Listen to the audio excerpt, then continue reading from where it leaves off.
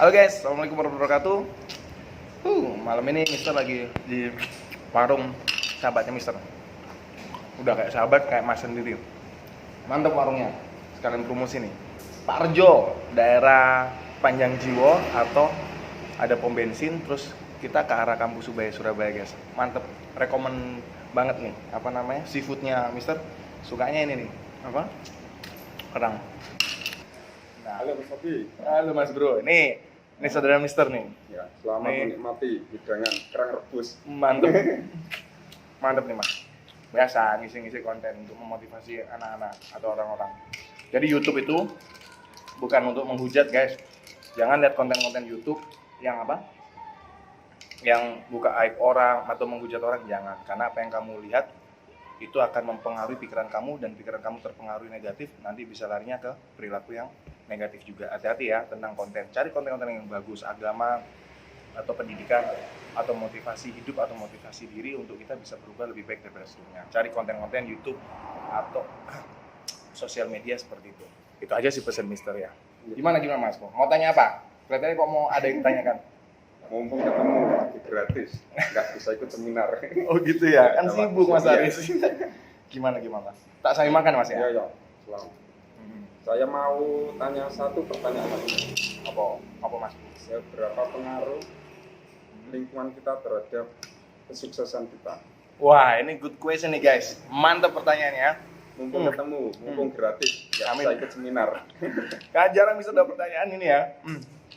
Ayo makan ya. Jadi gini, pertanyaannya seberapa pengaruhnya lingkungan kehidupan kita ini untuk kesuksesan kita, Ya, atau betul. seberapa pengaruhnya lingkungan kita untuk mempengaruhi kita ini sukses atau enggak, gimana Ya. dan sebagainya. Betul. Jawabannya adalah simpel Masku. Sangat berpengaruh. Jadi seberapa pengaruh lingkungan kita ini untuk sukses kita sangat berpengaruh. Mas ini apa namanya? Apa? Kerang. Kerang ya. Ya. Jadi kerang ini anggap aja ini guys, anggap aja kerang ini itu lingkungan kita luar. Ini kerangnya ya. Lah kita ini ada di dalamnya guys. Tempurung kerang ini kan sangat keras. Dia sangat memprotek banget isi dalam sebuah kerang ini. Lah kita itu seolah-olah isinya kerang ini Mas. Lingkungan kita itu adalah area yang ada di kerang ini. Lah kalau kita memprotek diri kita dari lingkungan yang baik, ya insya Allah kita akan jadi yang baik. Tapi kalau kita terpengaruh atau kita ada di hidup atau ada di mana kita menempatkan posisi kita di lingkungan yang buruk, ya cepat lambat kita insya Allah akan mengikuti keburukan lingkungan itu. Nauzubillah. Nah itu kerang. Kedua, ketika kerang ini memprotek isinya, dia kan muncul mutiara Mas. Iya. Di dalam kan ya ada kerang kan mutiara itu kan datangnya dari kerang. Jadi definisinya adalah hidup kita ini mutiara yang tersimpan dalam tempurung kerang. Maksudnya apa? Pengaruh lingkungan sekitar kita itu sangat-sangat 80-90% menciptakan karakteristik kita. Kalau kita hidup di lingkungan yang lebih Sangat pengaruh ya. sangat pengaruh Mas Aris. Jadi maaf aja kayak kita hidup di lingkungan yang kurang baik ya. Notabene mungkin ada premanisme atau lingkungan bullying atau lingkungan-lingkungan yang kurang baik lah, mabuk-mabukan dan sebagainya. Bisa jadi kita ini juga akan terpengaruh sama lingkungan itu. Satu hal kayak aku pribadi dulu, aku juga pernah mengalami proses kehidupan masa lalu ya. Lebih baik jadi mantan bajingan daripada mantan kiai. Jadi 2010 kalau nggak 11 aku lupa, itu aku keluar penjara Mas. Aku sempat masuk penjara, aku bilang itu hotel Prodeo ya, pondok pesantren kehidupan.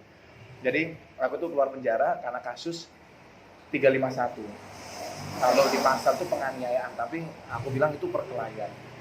Aku belain temen, terus kita berkelahi, korbannya kalah, laporan, divisum, kena kalah aku bilang.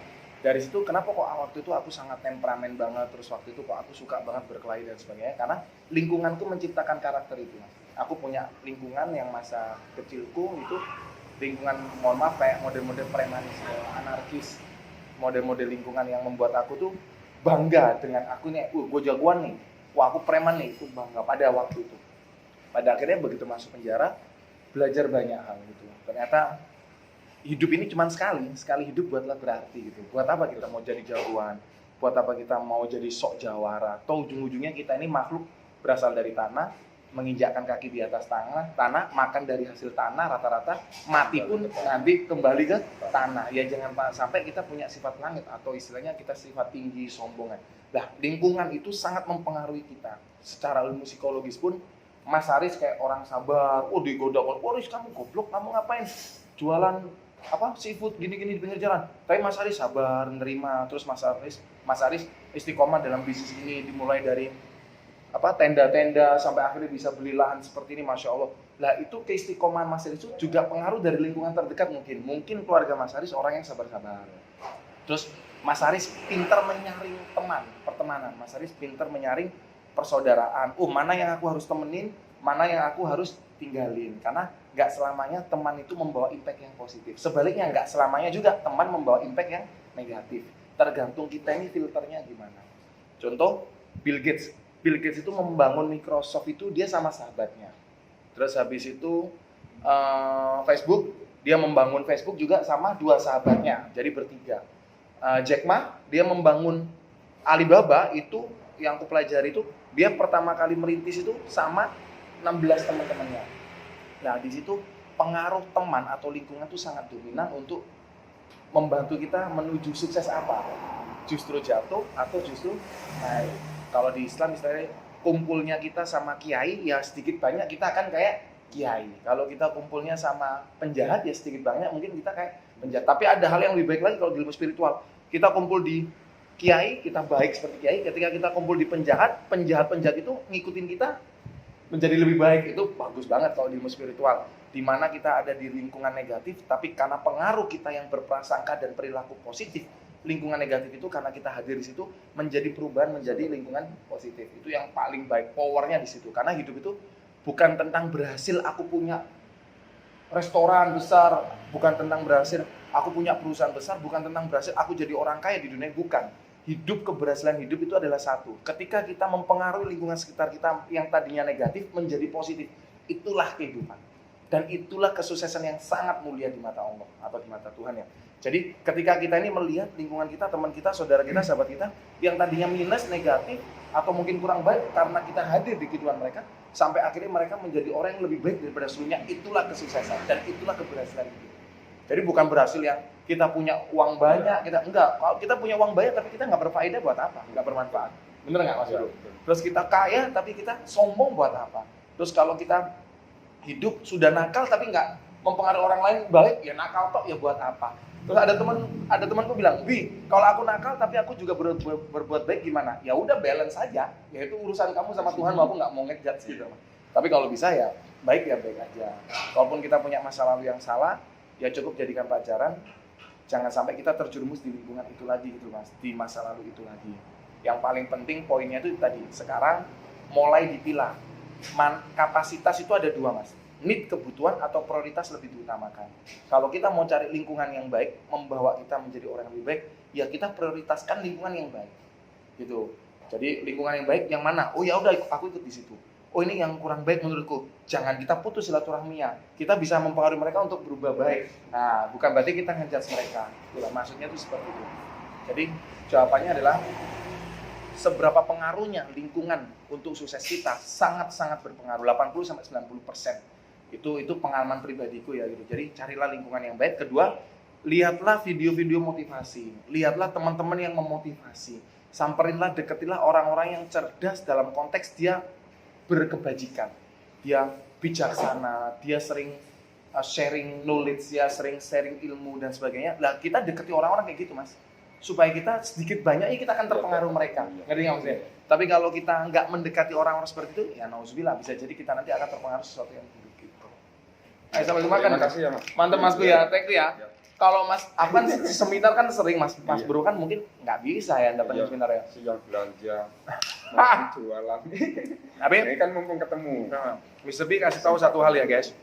Mas Haris ini dulu itu dia ngontrak dekatnya Kitak ya, Kitak Surabaya. Ingat aku ya. Terus sempat dia tutup, tuh aku bingung. Ini di mana Mas Bro ini pindah? Ternyata Allah itu mempertemukan lagi, nggak tahu kalau pindah di sini. Dekat Ubaya ya. Ini jalan apa sih Mas? Jalan Panjang Jiwa. Panjang Jiwa ya. Dekat Ubaya, ini tokonya Pak Rejo nih. Beliau asli Lamongan. Mantep banget ini. Seafoodnya fresh guys. Mister bisa jamin, cocok ya. Mantep. Mister nggak promosi nih, ini fakta karena Mister doyan makan seafood gitu, terutama kerang, langganan banget ya, kerang ini Mister suka banget. Jadi kayak gitu, mulai sekarang hidup kita tuh nih daging kerangnya, terus lingkungan kita itu lingkungan hidup kita adalah daging kerangnya, lingkungan kita itu tutup kerangnya. Jadi gimana caranya kamu memprotek kehidupan kamu supaya tidak terpengaruhi dengan hal-hal yang di luar sana yang kurang baik untuk mempengaruhi perilaku kamu atau pikiran kamu.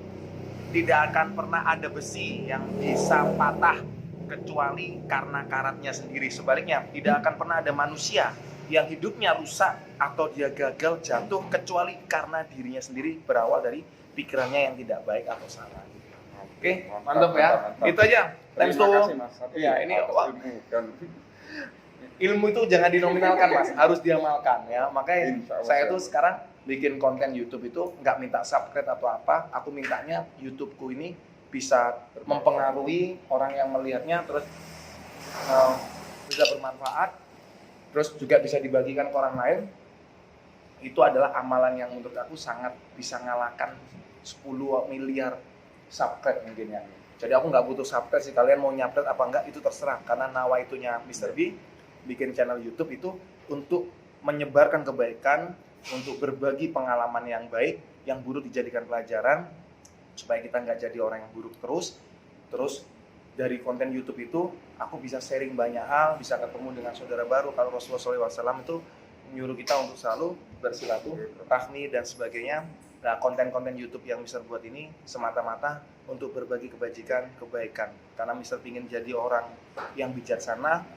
Mister punya 4 tugas. Mister tidak boleh benci, Mister tidak boleh iri, Mister tidak boleh gengsi, dan Mister tidak boleh tidak berperilaku baik gitu. Jadi untuk menuju proses kebijaksanaan kita harus menghilangkan benci, iri, dengki, gengsi, dan tidak melakukan keburukan. Itu harus dihilangkan. Jadi kalau mau jadi orang bijaksana kita harus berbuat baik, kita harus selalu berusaha untuk memotivasi orang lain agar terpengaruhi kebaikan kita, atau dia bisa melakukan kebaikan-kebaikan yang sebelumnya mungkin dia nggak pernah lakukan. Jadi itu aja sih poinnya, banyak hal kok ya. Itu aja ya, stay tune terus ya di channelnya Mr. B ya. Selamat menikmati. Mantap, tinggal masak dulu. Oh, iya, siap.